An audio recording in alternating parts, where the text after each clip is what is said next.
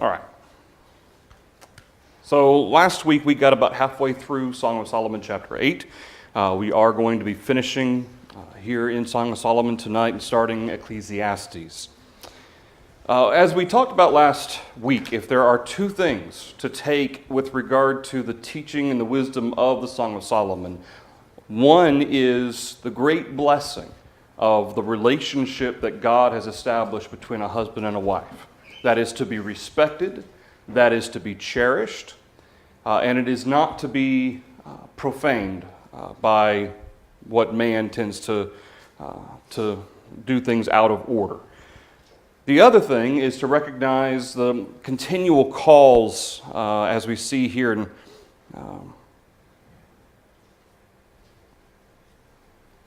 verse 4. I charge you, O daughters of Jerusalem, do not stir up nor awaken love until it pleases. It's a charge and it's a message to emphasize the need to wait for the marriage relationship to enter into that sexual relationship. That is the correct and proper setting, the proper time for, as she says here, to stir up and awaken love. And so as she has been dealing from verse 1 on through verse 4 and 5, we see this recognition of now that they are married, she wishes she could express her love outwardly among the people, publicly. She can't do that. So she describes that a little bit. Here in verse 5, there is a sense in which the chorus is observing, verse 5, who is this coming up from the wilderness, leaning upon her beloved? And this is recognition of now she is with Solomon. Before it was a Solomon coming up into the wilderness. This was kind of the wedding procession or so forth that was kind of being described there. Now it's Solomon, but the focus is on his bride, and that is the Shulamite girl. I awakened you under the apple tree. There your mother brought you forth. There she who bore you brought you forth. This aspect of, here at the end of verse 5, the concept of the sexual relationship, but more so this relationship that exists when she describes here, I awakened you under the apple tree. There your mother brought you forth. It's describing this concept of that's how your mother was conceived with you. And that same process is what's being awakened. In verse 6, the Shulamite to her beloved, set me as a seal upon your heart, as a seal upon your arm. For love is as strong as death, jealousy as cruel as the grave. Its flames are flames of fire, a most vehement flame. So we talked about last week, this concept of jealousy isn't really, that has a negative connotation in the English language. It's really more zealousness, zeal or enthusiasm, and it's describing really the energy behind love. It's not describing some kind of a negative, if love is crossed or something like that. That's the way we would read it in our English mind. But what's really being emphasized here is the energy behind love, the good aspect of love. And then verse 7, many waters cannot quench love. I mentioned last week about Madeleine L'Engle, a swiftly tilting planet. The one she's most famous for is, I had it in my head. I was thinking about it afterwards, and nobody's going to recognize a swiftly tilting planet. But there's another one that she wrote that is very, very common and commonly read in schools. But anyway, she wrote one based on verse 7. But this is a specific romantic love that's being described here. If a man would give for love all the wealth of his house, it would be utterly despised. If it's something that you could simply purchase, if it was something that was common, or something that was not as valuable given its kind of a focus in our lives, it wouldn't be valued as much as it is. But the fact that it can take hold of you, and this isn't just the emotional aspect of it either. You know, people have emotions, but that doesn't mean you have to act upon them. And that's within this context too. With this encouragement from verse 4, you make sure that you keep your activities holy and pure until you're in a relationship that God has blessed to allow those activities to take place. And so just because you feel this love does not therefore demand action.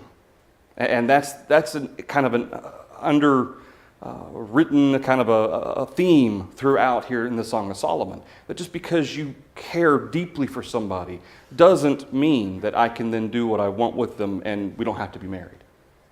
And so in at the end of verse 7, all the wealth of his house, if he could buy it, it wouldn't be worth anything. All right? So anything through verse 7 before we finish up chapter 8 here, starting in verse 8? All right. Verse 8. It says the Shulamite's brothers, again, that's man put that part in.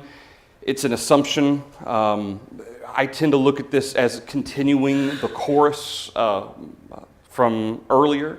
The daughters of Jerusalem, specifically the virgins of Jerusalem, is generally what the daughters of Jerusalem tend to be in this context, especially here in verse 8. It says, we have a little sister, she has no breasts. What shall we do for our sister in the day when she is spoken for? They chime in here off of the heels of the Shulamite woman describing the value of love, describing once again this the call, this charge to maintain the sexual relationship in the way which God has established. So when they bring this in, they're really describing somebody else. Okay, this is a hypothetical.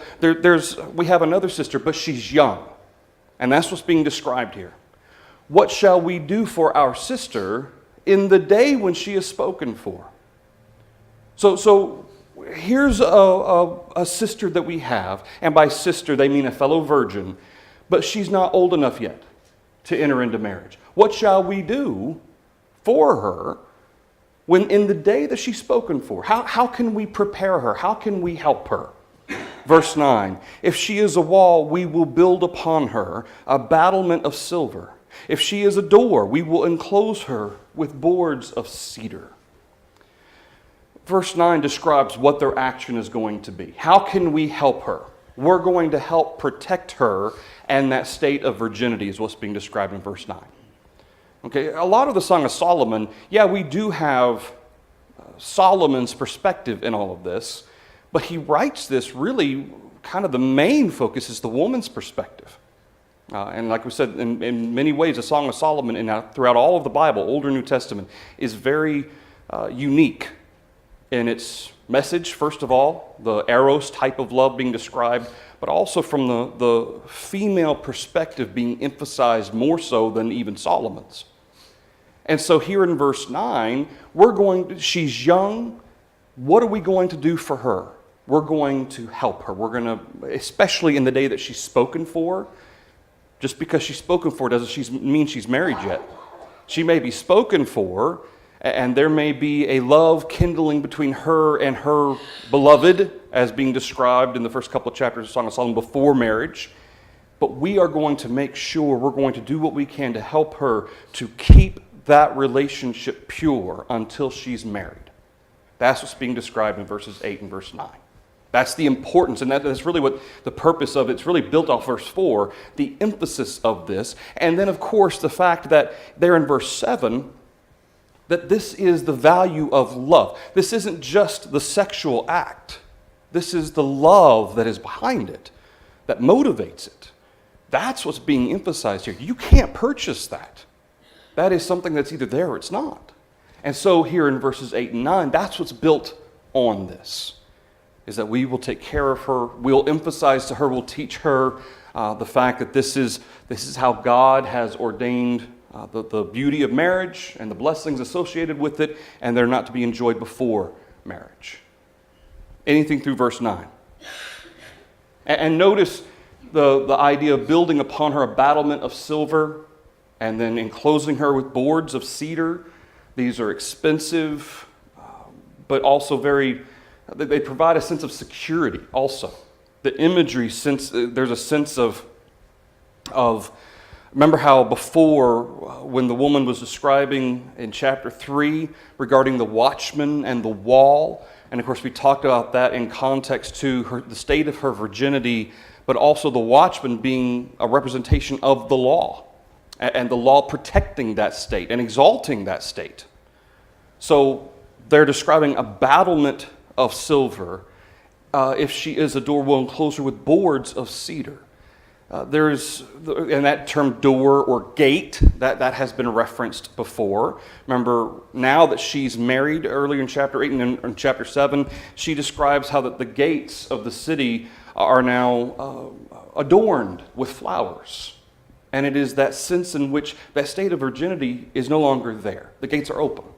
But it is a beautiful state. It is a wonderful state in the relationship of marriage. Anything through verse 9. Verse 10. So the Shulamite woman kicks in again. After the daughters, and again, I don't think this is the brothers. That's taking a literal, again, this goes back to a lot of the interpretation of Song of Solomon is based upon between literal and the symbolic, okay, or the poetic imagery. Whoever put these headings in there were thinking, oh, there's a little sister and we're going to protect her. Well, that's like a big brother or brothers. Well, that's not really what the situation is being described. Here in verse 10, I am a wall. So the Shulamite woman, she speaks up again. I am a wall, my breasts like towers. Then I became in his eyes as one who found peace. Solomon had a vineyard at Baal Hamon. He leased the vineyard to keepers. Everyone was to bring for its fruit 1,000 silver coins. So in verse 10, she is speaking in comparison to this little sister of verses 8 and 9. She's describing herself, the Shulamite woman, as a matured individual, one who is ready and has been prepared to be married and to enter into that sexual relationship. That's why she describes herself the way that she does, rather than the sister. And again, verse 9, she is a wall. There's some commentaries that associate that with the fact that her breasts are not developed. That's not a thing. It's being described in relationship to her youth, and she's not prepared for that stage of marriage yet. Compared to the Shulamite woman, I am prepared. And as she has become married, I became in his eyes as one who found peace. This is for Solomon. She is a source of contentment, a source of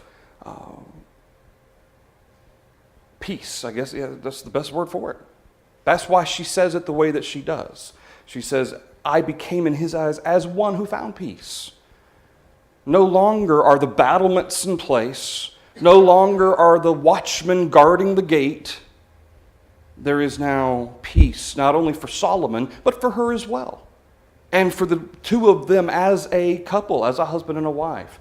There is this peace and this enjoyment and this contentment associated with it. Anything through verse 10?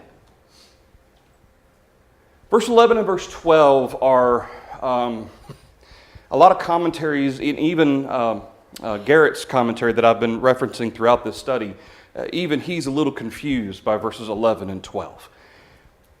I don't think that we're necessarily talking about a literal event. Verse 11 we might be, but verse 12 is more symbolic. So I think she is basing this. She says Solomon, which that's her husband, had a vineyard at Baal Hamon. This is the fact that this is specific and Solomon's being referred to, not my beloved.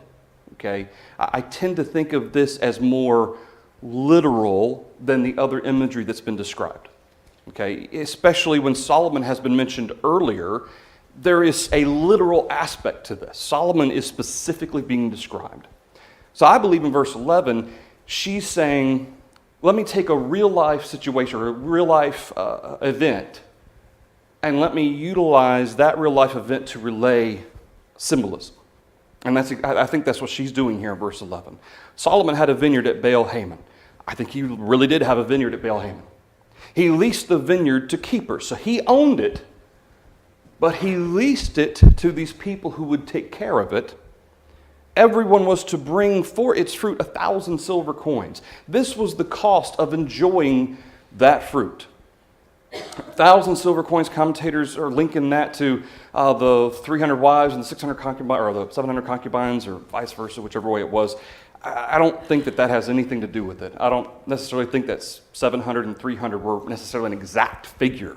It could have been 303 or 702.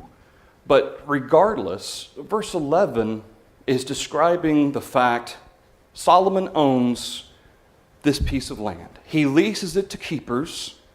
They pay him for the privilege of being able to utilize these vineyards. They take some profit from what they do. But then people who come, they pay 1,000 coins to gain access to this fruit. So we're talking about three different parties. Solomon, who owns the vineyard, the keepers of the vineyard, and the two of them split the profits from the third party, those who are come to enjoy the fruit of that vineyard. So when we go to verse 12, my own vineyard is before me. You, O Solomon, may have 1,000, and those who tend its fruit 200. Verse 13, you who dwell in the gardens, the companions, listen for your voice, let me hear it. Verse 12 is the pivot of the symbolism and the real event between verse 11 and verse 12. She's basing this is what really existed. Now I'm going to use this in a symbolic way. My own vineyard is before me. Solomon had his vineyard, and I'm sure he actually had many, many, many vineyards. She's referring to one at Belhama. My own vineyard is before me. You, O Solomon, may have 1,000, and those who tend its fruit 200, which is to say, the profit from that vineyard. So when she describes it, she describes this as that profit.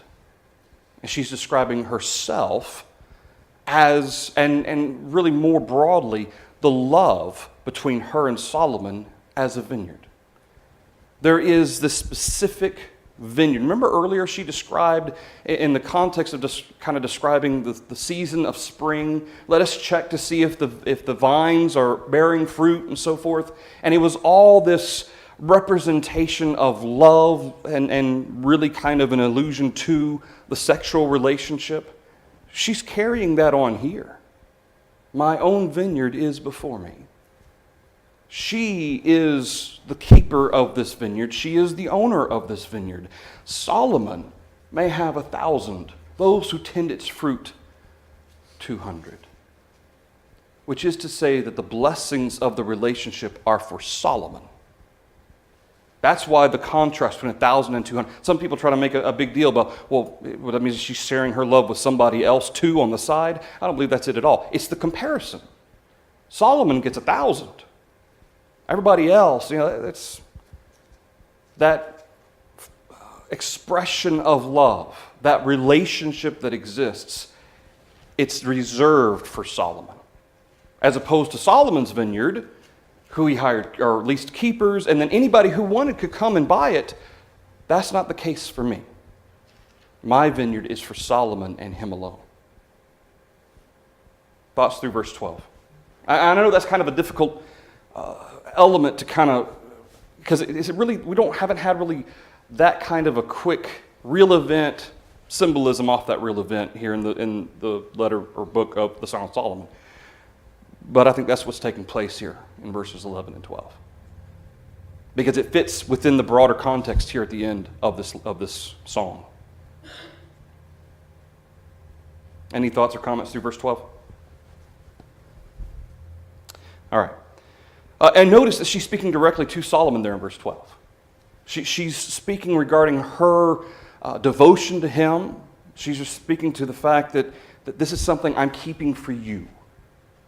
Verse 13, the beloved. And again, that phrase beloved's put in by man. It's interesting because you who dwell in the gardens, the companions, listen for your voice. Let me hear it. I tend to think that this isn't Solomon speaking. Okay, I tend to think the Shulamite woman is continuing to speak all the way through. And part of that is because, Remember earlier in chapter 1 and in chapter 2, Solomon is being described as one, the beloved, is one who is leading his sheep, his flock. He is grazing in the pastures and in the gardens. He's described as a gazelle who is eating among the mountains and so forth. I tend to think that this is the Shulamite, you who dwell in the gardens. I think she's referring to him. Remember, the garden has often been expressed as this relationship between her and Solomon. You who dwell in the gardens. Well, notice there is a plurality. The companions listen for your voice because she's not the only wife. Okay? There's multiple gardens, there's multiple relationships that Solomon is involved in. The companions listen for your voice. They're constantly waiting for you.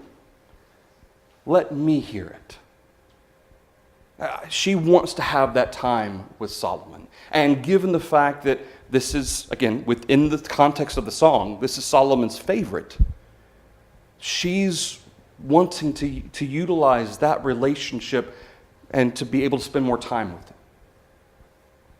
Okay? So I don't know how others have read this in the past, verse 13, but I tend to think that this is the Shulamite woman continuing to speak. If you look at it from the perspective of Solomon, I guess he would be speaking to the Shulamite girl, but it's the Shulamite girl that's always referred to the garden as being a kind of symbolic reference to their relationship together. So what companions? The companions listen for your voice. Would those companions be the daughters of Jerusalem? I guess that could be, but I tend to think that this is the woman speaking about her desire to spend time with Solomon. And especially, of course, after they're married, and he's got to allow time not only for affairs of state, but also for these wives and concubines he has. Anything else through verse 13? Verse 14. Make haste, my beloved. We pick up back with the Shulamite girl. I tend to think it's always been her all along. Make haste, my beloved, and be like a gazelle or a young stag on the mountains of spices. To me, that's what fits with verse 13. The fact that she wants to hear his voice and she calls for him. She wants to be with him. So this idea, make haste, my beloved, she's already described him as a gazelle before. The mountains of spices, Garrett, symbolically he attaches that to, as he has mentioned before, the breasts, but more specifically, it's the relationship of love that they have together. All right? And that's how the letter ends, or song, I keep calling it letter, well, how the song ends. And again, this, in a lot of ways, verse 7, again, it's possible Solomon had a favorite, and that this is an actual kind of give and take between him and his beloved that he wrote down. Okay, that's completely possible. But let me offer you, and we've talked about it already, but looking at it from the perspective of really verse 6 and 7. If Solomon didn't have this relationship, but he wished that he did, and he writes about his insight into this type of relationship, and in many ways the writing of this letter is kind of like pouring out his heart in that he wishes he could have something like this. That really brings an interesting element to specifically verse 7. Many waters cannot quench love, nor can the floods drown it. Yet Solomon doesn't have someone to share that particular flame of love with. If a man would give for love all the wealth of his house, coming from Solomon, that's something. It would be utterly despised. And Solomon of all people would know you can't buy love. This isn't something you can purchase. And if you could, it wouldn't be worth it. To me, that just puts a poignant end to this song. Looking at it from that perspective, if Solomon was writing this in some ways in sorrow, that he had no one to share his life with like this, it speaks forward to us to if and when we do find an individual to be able to share our lives with, to value it. Coming from Solomon, a man who, again, coming from my angle on this, that he wasn't able to do that. Despite all of the women that he had, there wasn't one that he had that incredibly strong connection with, if that was the case. Anything else through chapter 8? Well, the advice that he got back in Proverbs 31, or that's given in Proverbs 31, depending on how you look at that chapter, could well be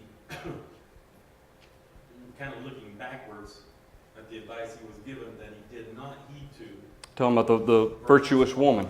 Could be. Yeah, it could be. Yeah, depending on if Solomon was the one that was writing that or King. Writing it, receiving it. Oh, or receiving it. Yeah. Yeah, I see what you're saying. And then he wrote it yet down. Okay. Yeah, that could be. That could be. Kind of looking back on it as if this was something I should have been looking for but didn't, perhaps. Yeah, okay. Or it could be he finally found what he should have found from Proverbs 31. Yeah, could be. Anything else to chapter 8? All right. That's the Song of Solomon. Let's move on to our notes for Ecclesiastes. And all of these classes, I've put them online. I've actually included a disclaimer to make sure people are aware that there's some direct language and so forth with regard to the Song of Solomon. So just as a disclaimer, that's on there. But all these classes, if you missed one or if you'd like to go back and review it, it's all on the YouTube. All right, Ecclesiastes. So we're going to go through these notes, and then we're just as was requested with the Song of Solomon, and if anybody was wondering about that, I know that we didn't go full verse by verse through Job. We went verse by verse in chapters 1 through 3, and then the latter part of chapters 40 through 42 of Job. Psalms, we kind of took an overview because you can't go through every psalm. So we spent about a month on Psalms, looking at the different types of Psalms. Proverbs, we didn't go through verse by verse. Again, there's 31 chapters in Proverbs. And so that would have been a little problematic. But it was requested that we go verse by verse in the Song of Solomon as well as Ecclesiastes. So that's why we're spending a little bit more time on these particular books.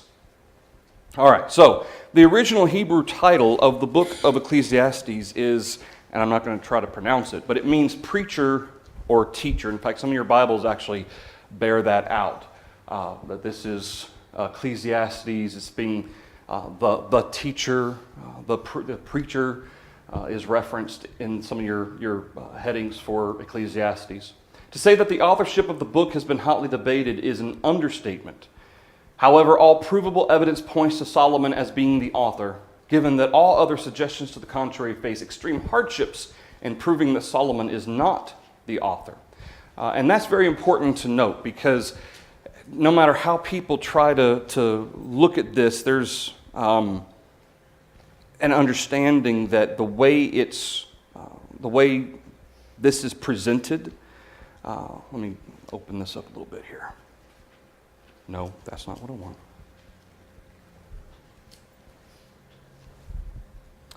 want. The way that this is presented is, there we go, that's what I want. From chapter 1 and in verse 1, it is presented as being Solomon. Okay? There are those who suggest that post-exile, this was written, but then it was written from the perspective of somebody who lived before. And there's no reason to try to do that. There's no reason to try to make that case. What it says in chapter 1 and verse 1 is that David's son, king of Jerusalem. That's what chapter 1 verse 1 says. Well, literally, David's son who was king of Jerusalem, who was the last king of Israel altogether, was Solomon. There's no reason to try to make anything more of that than what there really is. Let's see, where was I? faces extreme hardships and proven that Solomon is not the author. There have been those that have questioned its authorship by suggesting it was written in the post-exilic period. Yet how could the author claim to have been David's son, a king in Jerusalem? There in chapter 1, verse 1. There have been others who have questioned the authorship by suggesting that it was written in the third person, showing the author was not, in fact, the teacher. So he's not saying I and I did this and you should do this and so forth. But the name, and this is being quoted from Garrett's commentary on Ecclesiastes, the use of the name the teacher indicates that the author is distancing himself from his role as absolute monarch and taking on the mantle of the sage. Both the name the teacher and the use of third person allow him to do this. What emerges from Ecclesiastes is not a royal pronouncement, but the reflection of a wise man who has been king. As we read the book, we are more and more absorbed in the word, not of King Solomon, but of Solomon become the teacher. And I think that's a great point, that as Solomon writes this, there would have been a particular influence, would this be coming from King Solomon? But the fact that he's trying to distance himself from that particular role, even though he was king, he wanted to relay this in a way of wisdom, not of royal pronouncement. And that in of itself would be a very wise thing to do. So I think that that's important to note. Ecclesiastes is not quoted in the rest of the Bible. As far as, there's certainly principles that are established. There are other passages that are quoted that carry along principles from Ecclesiastes that are mentioned elsewhere in the Old Testament, that are quoted in the New Testament, but Ecclesiastes itself is not directly quoted in the New Testament. The purpose of the book, while Proverbs contains aspects of wisdom that starts from the present day in life and looks forward. Okay, that's what really Proverbs is, and it was being written from Solomon, who was kind of mid-age in his life. Okay, before he kind of got off track from the false gods of his wives, he was writing that from the perspective of how to live life looking forward. But Ecclesiastes contains aspects of wisdom that look backward on lessons learned. And that's why Solomon he's referring to himself when he describes of having enjoyed so much that life has to offer, realizing that it was all vanity. So he says, while many read Ecclesiastes and find pessimism, the actual purpose of the book is in fact realistic and places emphasis on priorities. And if there's nothing else that you gain from Ecclesiastes, that would be the major overarching point. Because you read through Ecclesiastes, I remember when I was a teenager, a young teenager, I was like maybe 15, I read through Ecclesiastes and I came to the conclusion that life is pointless. Why do anything? Why bother with anything? Life is pointless. And it took me a while to really understand that that's not the message that Solomon's giving you. Solomon, in fact, says otherwise. He says that life is a blessing. It is a gift from God. It's not pointless. It's not useless, and it's not worthless. It's about the priorities in life. And so, quoting from, once again, Garrett, the teacher tells his readers how to live in the world as it really is, instead of living in a world of false hope. In short, Ecclesiastes urges its readers to recognize that they are mortal. They must abandon all illusions of self-importance, face death and life squarely, and accept with fear and trembling their dependence on God. Ecclesiastes tells how persons now made weak and mortal should live. And that really is. Michael, Yes. sometime in my past, I've written a note in here. It says, bad things happen in the cycle of life. Does that have anything to do with Ecclesiastes? Yeah, absolutely. Because the Solomon, when he's looking back on things in his past, there's going to be trials that you make for yourself, but then there's going to be trials you face that you have no control over. And in the end, the issue is not what trials you face. The issue is, how did you handle them? And that's a lot of Ecclesiastes. This is some of the lessons that Solomon, later in his life, an older Solomon who has realized his error, realized how much indulgence he had enjoyed, realized how far off he had gone, he's come back and he looks back on it and he says, here's what I learned. Okay? Of anybody who could have enjoyed all of the excesses of life, it was Solomon. And he says, here's what I learned about it. So that you don't have the motivation to try to experience it too, here's what I learned and here's what you need to take away from it. All right, so some lessons to be learned. All pretense of pride must be abandoned.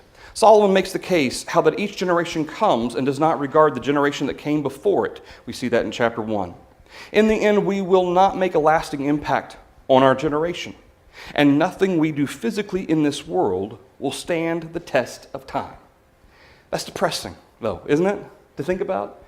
That, I mean, in the end, there's nothing I can really do. And I mean, there are exceptions, being president or, whatever. But for the majority of us, we're not going to make a lasting impact on our generation. And certainly the generation to come, I mean, how many young people, they may remember what they've been taught about World War I, World War II, but the struggles that were involved even of everyday life in America in World War I, World War II, a lot of that's been forgotten through the generations. People have forgotten the struggle for freedom. And that's the very, very point that Solomon's making.